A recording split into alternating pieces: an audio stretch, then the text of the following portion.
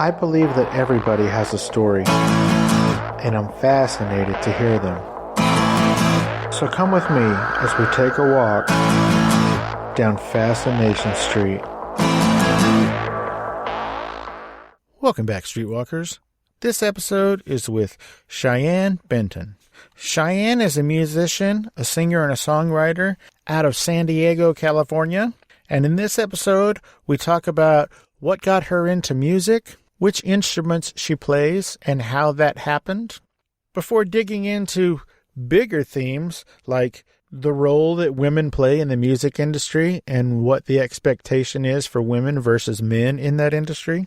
And of course, we talk about some of her influences, her writing style, and what she hopes listeners can gain out of listening to her music. Plus, she was kind enough to let us play 2 songs. So I hope you enjoy them. I know I did, and still do. This was recorded during all the self-distancing due to the coronavirus outbreak. So if that is over by now, woohoo. If not, damn it. But either way, this is my conversation with singer and songwriter Cheyenne Benton. Yeah, talk to me, yeah.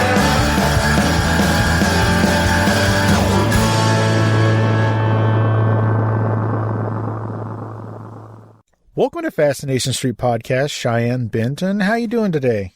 I'm doing good, and yourself? I cannot complain. Where were you born and raised, Cheyenne? So I was actually born in a little town in California out in the middle of the Mojave Desert called California City.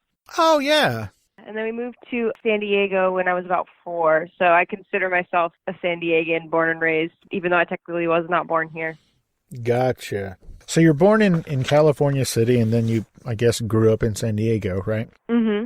What did your parents do, or do your parents do? So my dad is a mechanical engineer, so he works for a company that actually creates aircraft. And my mom is a stay-at-home mom, but before that, she worked at the same company as my dad. Very cool. What did you want to be when you grew up? I mean, I've always wanted to be a musician for as long as I can remember, and I've always wanted to sing and perform.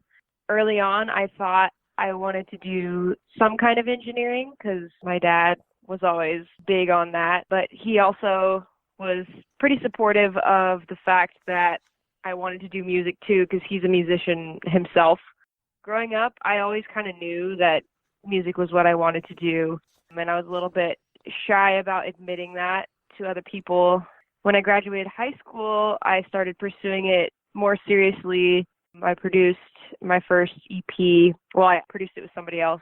After that, I realized that I actually was more interested in the production aspect of music. So I started taking audio engineering classes, and that's kind of where I'm at right now. So I perform and I sing and I songwrite, and now I'm learning to produce and mix and master and all of it. So not only do you like to be on stage melting faces and things, you also like to be turning the knobs and hitting the switches? Yeah, it's not something I initially thought that I would be interested in or even good at, but it was just like I really wanted to know how the song is made, and I wanted to know like why certain knobs need to be where they're at and what actually makes a song sound good, you know, because a lot of people don't think about all of the nuances and everything that goes into creating a song. And I honestly didn't really think about it until I actually got into the studio, and I was like, wow, this is really complex. So yeah, when I was kind of introduced to that world, I didn't know it was something that I initially would like as much as I do, but I just kind of fell in love with it, and I discovered that passion as well. How far away from Long Beach is San Diego? A little over an hour. I know LA is like an hour and a half, 2 hours, so probably somewhere around there. There must be something in the water down in that area, because a previous guest of the show, Chris Loxamana, is the producer and I guess engineer for the Adam Carolla podcast and a bunch of other podcasts for that company. But he also is a face melting performer just like you. So I think it's super weird, and by weird I mean rare, that a performer, a musician, also wants to be able to turn the knobs and flip the switches. That's pretty dope. I never heard of it besides you two. Honestly, I think with the rise of the independent musician and kind of the downfall we're seeing with major labels and stuff, like musicians can't really rely on being able to get signed to a record label that's going to support them and that's going to have a producer for them and have a mix and a master engineer and are going to have all these things. So independent musicians, they have two options: either hire somebody themselves out of pocket or do it themselves and figure out how to do it themselves. And so I think honestly, like within the next 10 years, you're going to see a rise in musicians that do a little bit of everything, especially independent ones. That's kind of what led me to look into it as well. You know, it's really expensive to hire a producer and to hire a mix and master engineer, and for somebody who's paying for it out of pocket, it isn't always an option, and sometimes your work takes longer to create that way as well if you don't have the funds. So yeah, it's kind of what I decided to do, and I'm really happy that I did it because I didn't realize how fulfilling creatively it would be as well, not just from a practical aspect. How often do you have a chance to get in there and turn knobs? Well, I'm going to school right now, so and the school that the course I'm taking is actually through a working commercial studio. So with COVID, it's been kind of rough. So we don't go to school every single day, but all the classes that are hands-on, we are in the studios. So I would say at least once a week, I'm in the studio turning knobs or learning about some piece of outboard gear or some kind of way to use Pro Tools. And yeah, that's honestly my favorite part. I love the hands-on stuff. Very cool. Now, I know that you said you've always wanted to be a musician. How old were you when you first started to learn an instrument?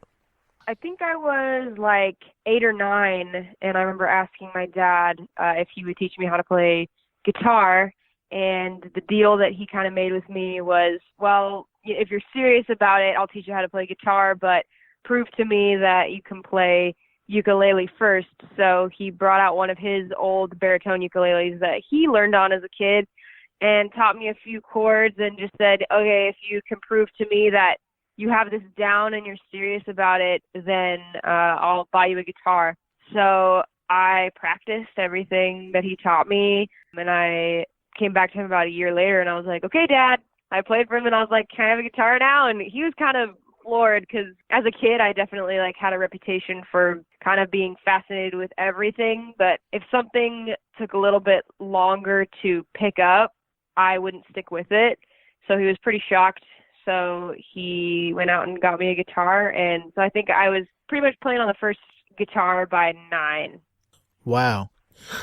I think it's pretty unusual to, in essence, make an 8-year-old prove themselves worthy, so to speak. How do you think that early accountability has helped you so far in your young adult life? It's definitely shaped my life in a lot of ways. Both of my parents are fairly serious and have always been fairly serious. So in turn, I think I am fairly serious when it comes to my career and school and just my overall path in life. I kind of was never given an option to slack off. That was never on the table at all.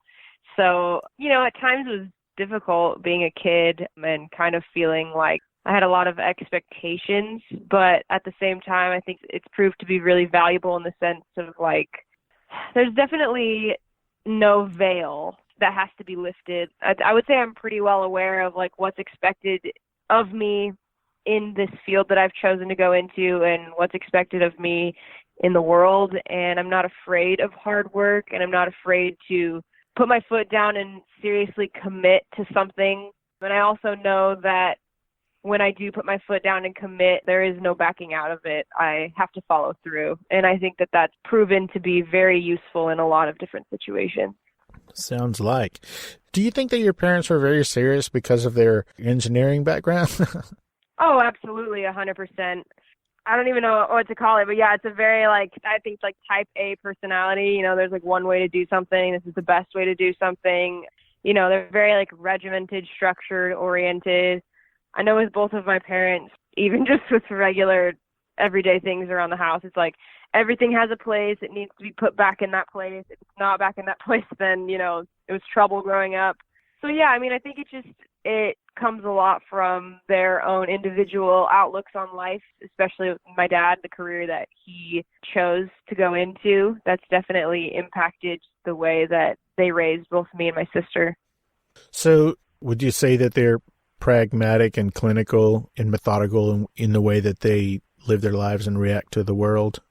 Oh, 100%. Yeah, they would disagree with me 100%, but sometimes too much for me. Like, I definitely kind of feel bad because they're very, very practical and pragmatic, and they got one of the most liberal, creative children, very emotional too. So, and neither of them are super emotional in that sense either. So I think in a lot of aspects, they just kind of didn't know what to do with me.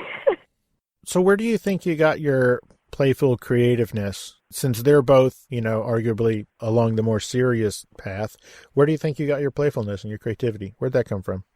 I don't know. I mean, I can't really say. I guess it's kind of a nature versus nurture argument, you know, because as a kid, I was more serious.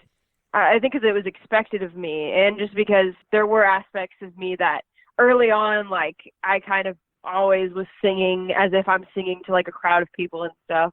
My parents both talk about the fact that I used to play teacher and was really regimented and would teach my stuffed animals things. But I think the more playful, creative side is something that I actually have had to learn to cultivate throughout the years and kind of bring out myself. Because growing up, you know, there was a part of me that always felt really guilty for being too playful or guilty for being not as serious as I feel like I was supposed to be. And honestly, I credit that to what really brought me out of my shell a lot was going into my freshman year of high school. I started doing musical theater, and that was when I started getting in front of people more. And also just being around people who could be serious about what they're doing in life, but also really, really playful. I mean, like, that group of people is just super creative and spontaneous, you know, and that definitely encouraged me to open up a bit more and embrace that side of my personality. So you went from the ukulele to the guitar, and at some point, I guess, you learned to get a sense of rhythm by beating on pots and pans and dishes and things? Oh, yeah, that was way before even that. My mom always likes to tell the story about when we were at the old house, so I must have been like 2 or 3, and I would get into these cabinets and just pull out all the Tupperware and make a lot of noise, and that would always piss her off because she was like, "You're being too loud, you need to stop," and now I have to clean all this Tupperware. So she would clean everything and put it away, and I would go back in there and do the same thing over and over again to the point where she had to get locks for the cabinets, and I figured out how to unlock the locks. So she was like up to her limit with me. But yeah, I've always been finding rhythms and finding beats and kind of beating my own drum, or beating to the tune of my own drum or something like that. Sure. Marching to the beat of your own drummer. Now, yeah, there it is. That story is very similar to both Tommy Lee and Alex Van Halen. So maybe you're going to end up being a drummer one of these days. Do you play drums? No, I don't, but I've always been fascinated with drums. Honestly, I think if my parents were a little bit less serious, I think I would have played drums at some point. I think I brought it up when I was like 12 or 13. I was like, "Mom, I want to play drums." And she's like, "Oh, hell no, you're not playing drums. I don't want to listen to that." But yeah, I would absolutely love to. I kind of suck at hand-eye coordination. That's my only thing. But I'm sure if it was something I just practiced, I could do. But it does take a lot of strength and stamina to be a drummer. I remember rehearsing for one of my gigs. The drummer that I work with, his name is Jared. We had a break, and I was like, "Can you teach me just a basic beat on the drums?" And he was like, "Yeah, sure." He just taught me something super simple with the kick drum and I think the toms or whatever. And I was playing for maybe 15 minutes, and I remember going home and my entire body, especially my upper back, was just so sore. That is such a workout.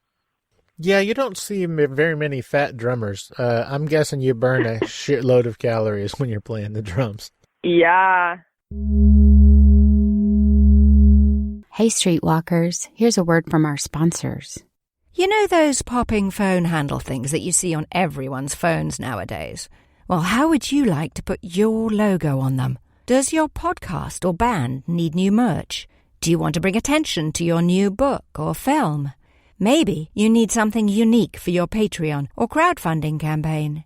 Then visit thelogopop.com, where you can customize them with the logo of your podcast, band, business, art, school mascot, or whatever else you can think of. These are way more affordable than you may think at thelogopop.com. Mention where you heard this ad and get free shipping on your entire order. Remember, that's thelogopop.com to order your custom popping phone handles. That's thelogopop.com.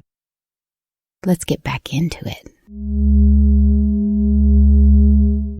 So at some point you started writing songs, music, right? Yeah, I'd always kind of narrated my life in song and stuff. Like as a kid, I would just like sing to myself whatever I was doing that day. It was kind of weird, but I would just like sing to myself. As I started getting older, I want to say when I got into like middle school, I would write like little fragments of things or like try to write a song here and there. But it wasn't until I started getting into high school that I started writing like fully fledged songs that I felt comfortable enough like showing other people. Oh, sweet. What would you say is the hardest part about writing a song? I mean, writing a song itself and just completing it, that is a challenge. I think the hardest part for me at times is being able to verbalize exactly what it is that I'm feeling or to convey exactly what it is that I have to say. I could probably I could half-ass a song in like 15 minutes, but I'm very like particular with what I write. So I'm almost to the point where it's like, I really want to say this, but figuring out how to say this in a way that's going to fit like in a structure that it rhymes and, I can fit this properly into a verse, or I can fit it properly into a chorus, or it's a good bridge. That's a little bit tricky at times, which is why like, especially for me, it takes a little bit longer to complete songs sometimes, because at times I'll have 90% of a song done. Like I'll have the chorus written and I'll have a good bridge and I'll have a verse, but it's like the second verse, something is just not there and I don't want to force it. Like I know I could probably write a verse that would work in a few minutes, but I really want it to say everything I want it to say, so I want it to be the most accurate it can be. So that is kind of challenging at times, but I do know that it is worth the wait, because there have been songs where, like with the one I just released, In My Head, like that took, I think, a year to actually finish getting the lyrics exactly the way that I wanted them to be, but it was well worth the wait. Well, that said, I know that some of your influences are like Lorde and Kesha, real big female songstresses. Who do you think you sound like, or how would you describe your sound? Well, when I first started making music, so like my first EP was kind of more of like a folk indie. I mean, a lot of my friends even tease me, it's very country, because that's what I grew up listening to for the first like 8 years of my life. That's all that I knew that existed. That's all we ever listened to around my house growing up. So I would say, in the beginning, a lot of my earlier stuff kind of sounds like early Taylor Swift. And as I've kind of evolved as an artist, I kind of realized that wasn't really completely me. I mean, it might have been me at the time, but it's not really exactly what I wanted to make. So moving forward, I think, especially where I'm going direction-wise, my music sounds a lot like, I love the band The 1975. I'm very sonically influenced by them. Another band that's on the same label as them as well, Pale Wave. They're probably two of my biggest influences in that sense. But I'm still, I'm really big into pop. So, I mean, you can hear the Lorde influence. You can hear, I would say, modern-day Taylor Swift, where she is in the pop world. Are you talking like Folklore, or are you talking like 1989? Like which Taylor Swift? Because she is all over the place now. She is all over the place now. I'd say anywhere from like 1989 and Lover. That's kind of... Okay. I loved the 80s. Anything that has like an 80s vibe but is still modern, I would say is kind of like the direction that I'm going in. A lot of my friends have told me they get like Fickle Friends vibes off of my stuff too. Chase Atlantic. I've been told I sound like newer Paramore stuff too, like their most recent album that they put out in 2017, which it's all stuff that I like and I listen to. So I'm glad that comes through. Having listened to a couple of your songs, I would agree on the Paramore comparison. Lyrically, what are your songs about? What's the mood, or what's the, I guess, subject matter? Is it light and funky bubblegum? Are you like diving in and getting your elbows dirty and working on stuff? What is the content of your lyrics? I consider myself very much a confessional songwriter. So all of my lyrics are definitely about things that I have experienced or things that people close to me have experienced. And I consider myself a storyteller in that sense. So I do like to write from a really authentic place whenever I can. And I really enjoy crafting songs that are fun to listen to and generally a lot of people can listen to, but also if you really want to sit down and listen, the lyrics definitely do have a deeper meaning and they come from a really authentic place. Because I definitely love like the bubblegum pop sound, which is something I'm still kind of playing with. Like when I released Paris last October, like that's very like bubblegum pop 80s synth sounding. But I mean, that song came from a really vulnerable place. I was working in a gelato shop as a barista one night and I was really, really down. I kind of have a history of just mental illness and like depression and anxiety and stuff. And I was kind of in a rut and I was just thinking like, where would I rather be right now? And I was thinking of all of these places like I'd love to tour and I'd love to go. And I just kind of made it into this mantra of, okay, like I'm going to visit these places. I'm going to go there. And it just kind of, I started just like singing to myself, like, and coming up with these lines like, I want to fall back in love with life, see the whole world through rose-tinted eyes. And just locking myself in the bathroom, like writing all of this down, you know, hoping that I don't get called out for taking a break real quick to write all this stuff down. That's where a lot of my songs come from, this very real experiences or real things that have happened to me. So you mentioned that sort of bubblegum pop-ish song, Paris, and feel free to say no, and I'll cut this part out, but can I play Paris right here? Absolutely, yeah. Sweet. Do you want to introduce it like a radio DJ? Absolutely. This is the Fascination Street podcast, and my name is Cheyenne Benton. You're listening to my single, Paris.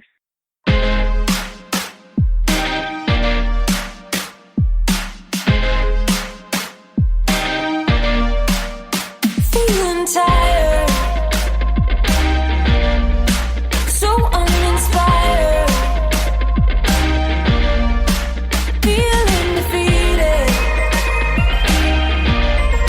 resources depleted. Wanna fall back in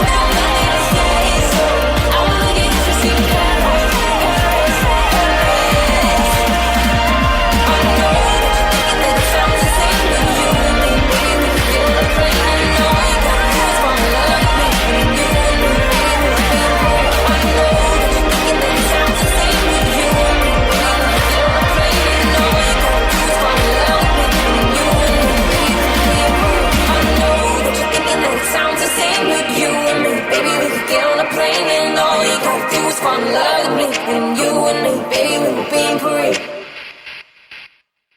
Awesome. Thank you. Now, Cheyenne, I have heard your music described as a little angsty. So at the risk of sounding like a super duper old person, what does a 22-year-old have to be angsty about, current political climate aside? Oh, man. What do I have to be angsty about?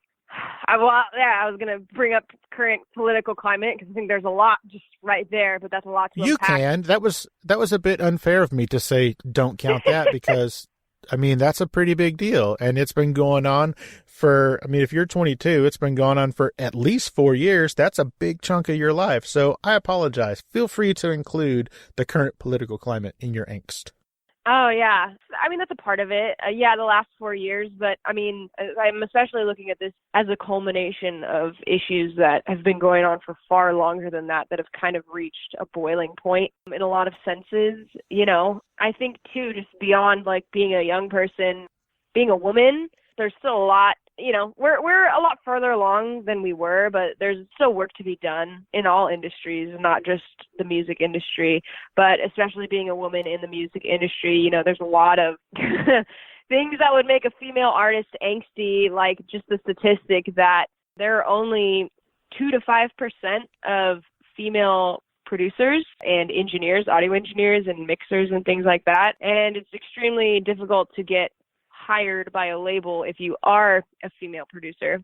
So that's just one of the things. I also feel like as a woman in the industry, we're expected to be a lot of things that have to do with appearance and outward image. You know, you need to be a certain weight and a certain height.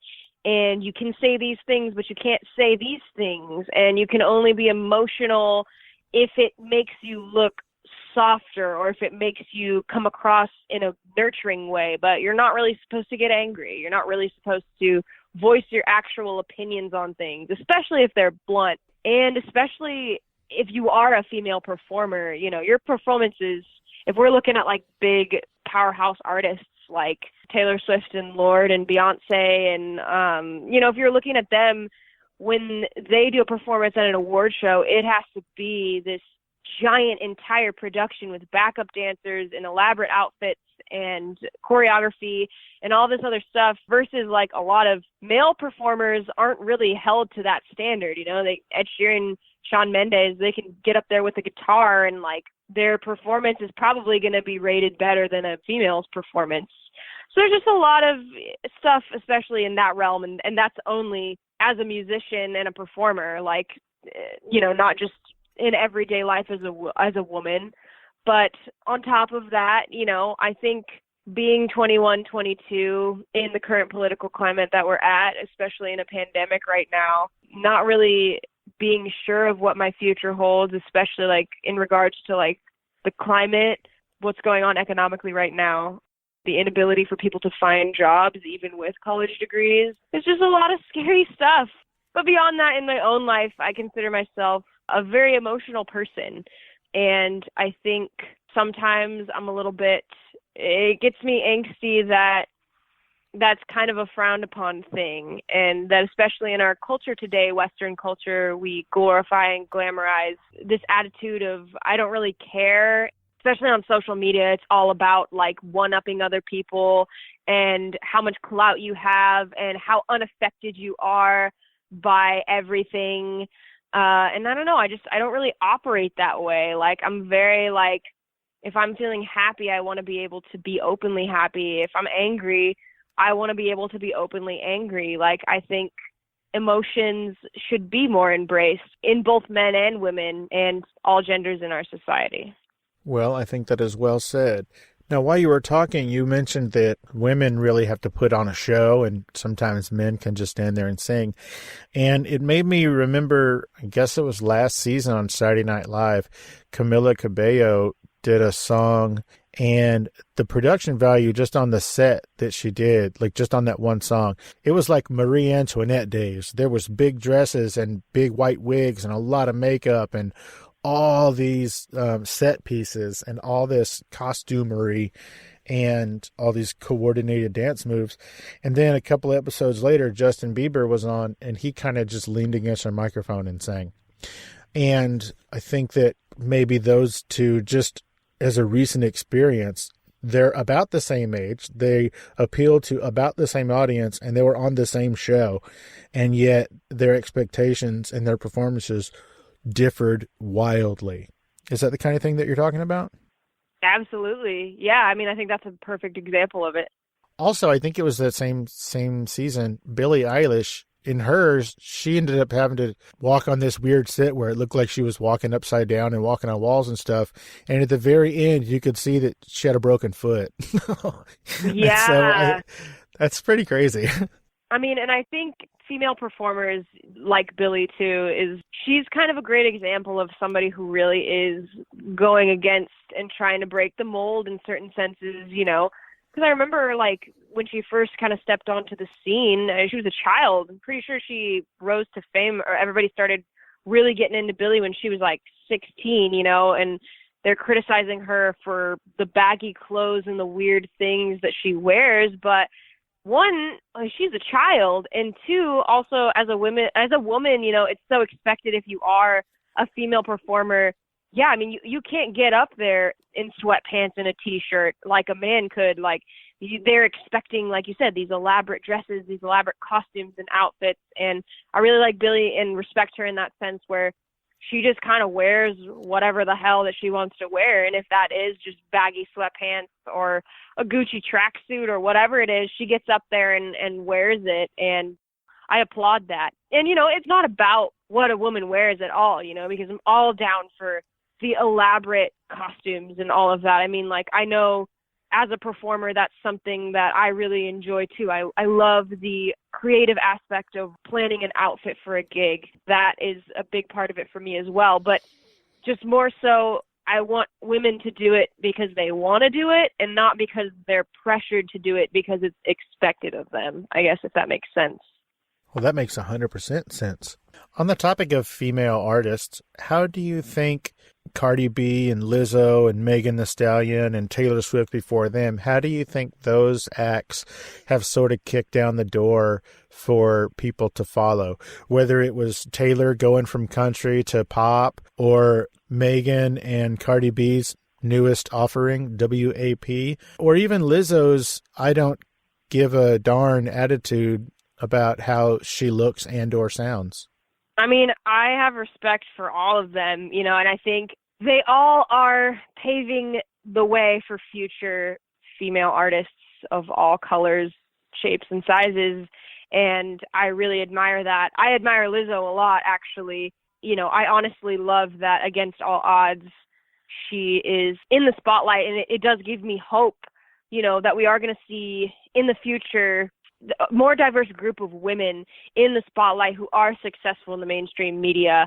And therefore, because women like them are in the spotlight, that representation is everything. It's everything as a kid. And I think especially for Cardi B and Megan Thee Stallion, you know, what they released shook a lot of people, but actually I think it's opened up a really interesting topic of discussion, which is men have been rapping about quote unquote nasty, inappropriate things for a really long time, and it's always just been expected. Like, nobody says anything about it. You know, men have vulgar lyrics all the time, but as soon as a woman starts rapping about something that's more on the vulgar side, it definitely is like, are women really allowed to be having this conversation? Like, are they allowed to be saying these things, you know?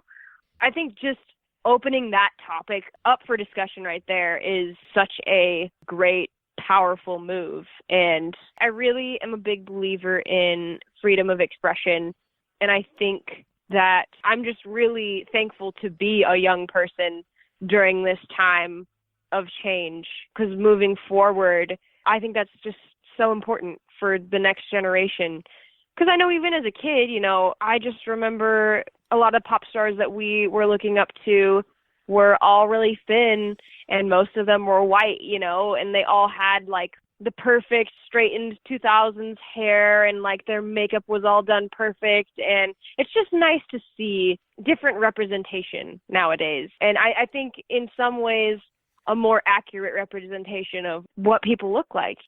So do you think that some of those previous artists we mentioned and the direction that the music industry is going, do you foresee more freedom for women to be more genuine and less of an act?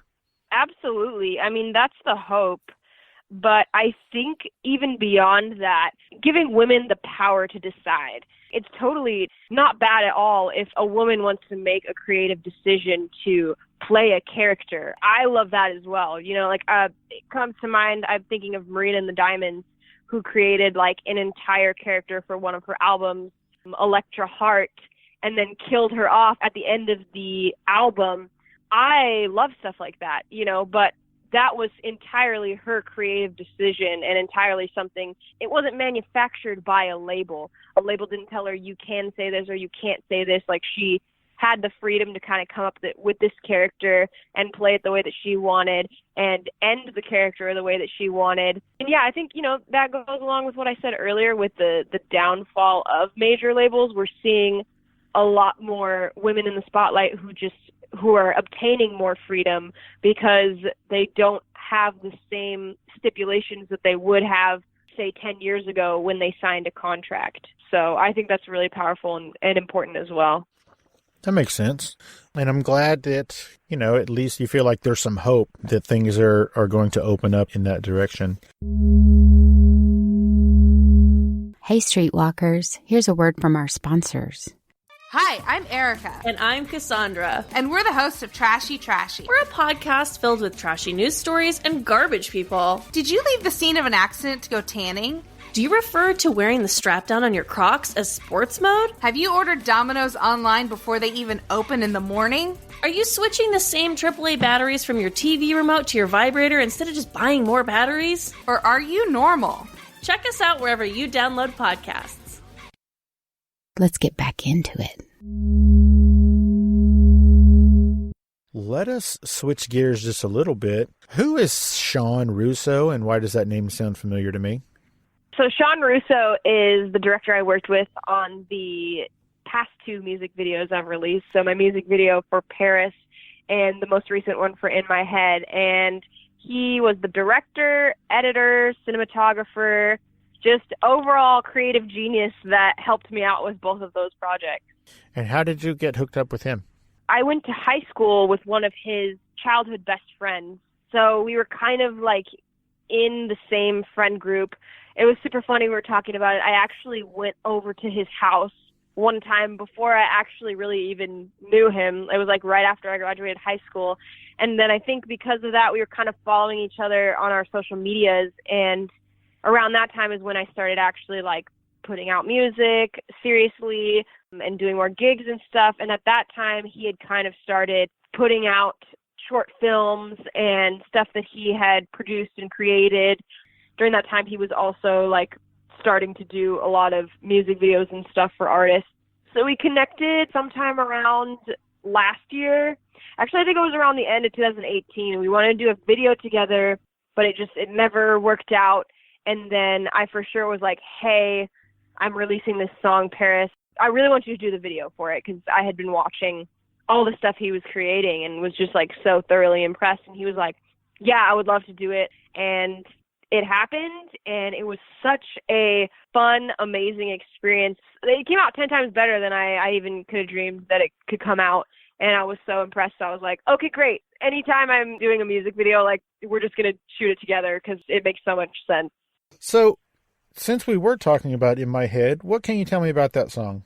So it's a song I started working on at it was at the beginning of 2018. It was right after I had released my debut EP, and I was like, all right, I'm kind of feeling inspired to go in a different direction. I was going through a lot at the time, feeling really, really anxious. And my anxiety was kind of at one of its worst points that it's ever been. And the way that I process things, obviously, you know, I'm going to therapy. I'm a big advocate of, like, take care of yourself. But another way that I process my emotions and what I'm going through is I write, and I like to turn it into something creative and something that can help other people. So I was just getting this like vivid imagery of me in a room and I'm just going crazy and destroying everything in this room.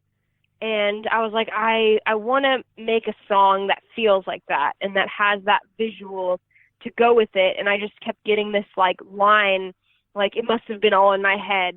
And I started playing around with chords, and it was, again, one of these songs that kind of was like, I had the melody in mind. I kind of knew how I wanted it to sound and what I wanted to say, but I just had to find the perfect way to say it. So it was one of these songs that I had so many different demos of it, and I just kept coming back to it and writing it piece by piece. I think I finished writing it around, I want to say April or May of 2019, and that's when I started producing it and creating it. You know, there is like a specific situation that it's about, but it has a lot to do with just the feeling that you get when it feels like you know that you're overthinking your interactions with people, but you could have sworn that in the moment you perceived it a certain way, but it's kind of about questioning your own perceptions of things. Interesting. Well, not to sound greedy, but I'm greedy. Earlier, you were kind enough to let us play Paris. Any chance that you'll let me play In My Head? Yeah, absolutely. Did you want an intro for that one as well? That would be amazing. Hit it. All right. You're listening to Fascination Street podcast. My name is Cheyenne Benton, and this is my single, In My Head.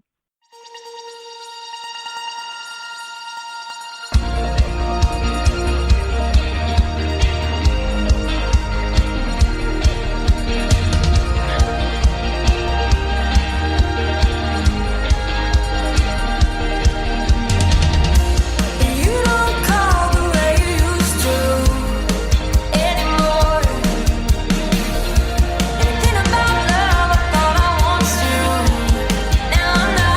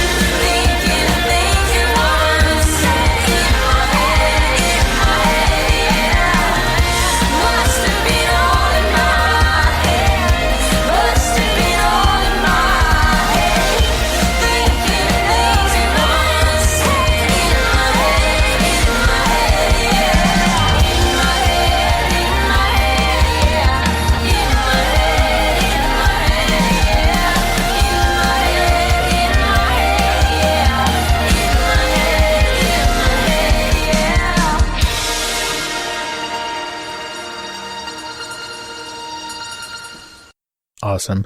I was playing that for my wife yesterday, and it was so funny. I don't even think we were a tenth of the way into the song before she was dancing, and my wife doesn't really dance, so good job. I love that. I'm so happy. That's definitely why I do what I do. I love that. It was so funny. She was like, well, it's 5:00. You want to have a cocktail? And I was like, yes, I do. So I made us cocktails, and then she said, I feel like we should be listening to something. And I was like, oh, well, check this out. I'm going to talk to this young lady tomorrow. Let's check out this video. And then she just started dancing, and she had so much fun. She's like, I really like this. Oh, well, I love that. I'm so happy. That warms my heart. Good. I'm glad. Before the pandemic happened, were you playing in front of audiences? Did you do live shows? Yeah. I've been doing live shows for the past few years, and they've gradually gotten a little bigger and bigger. It started out just at 16, just doing shows with me and the guitar acoustically, and then it kind of graduated to playing with a band, and then I kind of, as an indie artist, hit the rut in the sense of like, I want to pay my band members and I can't afford to pay my band members. So I started thinking about alternate ways I could still put on a show but have it be less people. So that's when, again, around the same time, I started producing and kind of like dipping my toes in that world. So I started producing live tracks and kind of creating an entire like live set list that we were workshopping. So it would be me and a drummer and a guitarist, and then I would hop on and off rhythm guitar. So we'd have lead and rhythm, and then have tracks with like bass and all these like really cool swirling synth sounds and samples and stuff. And it was like a full 30 to 45 minute set.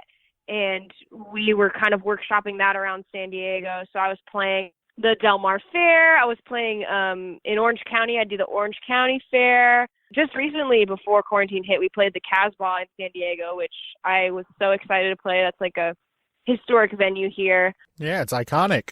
Yeah, it's super iconic. And we got to play on KUSI twice, too, before the pandemic hit as well.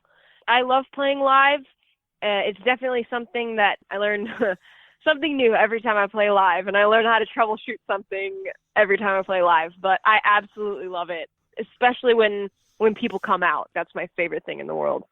For those around the world, what is KUSI? Is that a TV or a radio station? Yeah, so it's one of the local news outlets in my town, and they do like the Good Morning San Diego show. That was pretty cool to get to play on local television. That's the first time I've ever been on TV, so I was pretty stoked about it. Oh, very cool. I think San Diego is Indian for a whale's vagina. I have no idea. That's a joke from a movie called Anchorman. Oh my goodness. That was so dumb. So I know that you probably miss playing live in front of folks due to this quarantine and COVID times. Is there any plan for you to do a tour or any sort of live shows next year? Let's just scrap the rest of this year and look forward to next year. What are the plans for 2021 for you and some live music? Yeah, I mean, the sad part was I did have kind of something lined up for this year. Initially, we were in negotiations like around the end of last year to do some touring with a group that was going to sponsor us, but all that fell through because of how bad COVID got. So the hope and the intention I'm putting out for next year is, hopefully if all of this wraps up by the end of this year, which I'm hoping that it will, and it's safe to play live shows again, I would absolutely love to get out on the road if possible with a band and tour. Like, that's been one of my dreams for forever. So as an independent artist, it just all has to do with being able to find a sponsor or to find somebody to open for that would be willing to kind of take me under their wing. But I know even if that doesn't happen on a national level or, even on a kind of, California level, I know I'll be playing all the shows that I can locally around San Diego. And, I've also been thinking that COVID is kind of upped the expectation to do more live stream shows and things like that. So that's definitely something to keep in mind as we move forward, possibly live streaming gigs and things like that for people who aren't in the San Diego area as well. Gotcha. On our way out here, what do you want people, and maybe especially young women, to get out of your music? What do you want them to take away from it? I really just want them to take away that, like, who you are is enough. You know, you don't have to be whatever society or our culture as a whole is pressuring you to be. You are completely allowed to think for yourself and decide for yourself what it is that works for you, and tapping into yourself and figuring out what feels authentic to me, what feels real to me, how do I really feel about this? And I just encourage women to, you know, not even women, just anybody who listens to my music, to really own that part of themselves and own who they are. And I hope that in some capacity, me living and creating what I create and choosing to go against the status quo in that way will inspire others to do the same in whatever field that they decide to go into, whatever their passions are in life, or just even in their day-to-day life. That's my message, is I just want people to own who they are and love themselves. Very sweet. Cheyenne, can you tell everybody where they can find you on social media? You can find me on Instagram at Cheyenne.Benton. That's where I'm the most active. But I'm on everything. You can find me on Facebook, Cheyenne Benton, Twitter, at Cosmic Cheyenne. And, of course, if you're looking to stream my music or download it, you can find me on Spotify, Cheyenne Benton. I'm on Amazon Music. I'm on Apple Music. I think I'm even on the ones that I don't even use, like Tidal, and the more obscure ones. And you can find me on YouTube at Cheyenne the Ginger. Cheyenne the Ginger. Got it. Now, before we say goodbye, is there anything that we didn't talk about or I didn't ask you that you wanted to talk about today? You know, I think you did a great job, and you covered everything. I felt like I got to talk about everything under the sun, and I just really appreciate you having me on the podcast. This was really fun. Well, trust me when I tell you that it was my pleasure. Cheyenne Benton, thank you so much for taking the time out of your busy day and this quarantine schedule to hang out and let us get to know you a little bit better on Fascination Street. I really appreciate it. Well, thank you so much for having me. This was so much fun, and I can't wait to share this with all my followers. Awesome. Thank you so much. And you have a great rest of your day. Don't touch nobody. Bye-bye. Bye. As always, thanks for listening, Streetwalkers. And don't forget, follow the show on Twitter at FascinationSTPD, on Instagram at Fascination Street Pod. Follow the podcast page on Facebook at Fascination Street Podcast. And of course, you can always email me at fascinationstreetpod@gmail.com. And if you haven't already, don't forget to hit the like and subscribe button and rate us on iTunes. Opening music is the song Magnolia from the 2014 album Intransigence, used with permission from Douglas Miles Clark. Closing music is Apollo from the 2001 album Into the Known by the band Sapphire.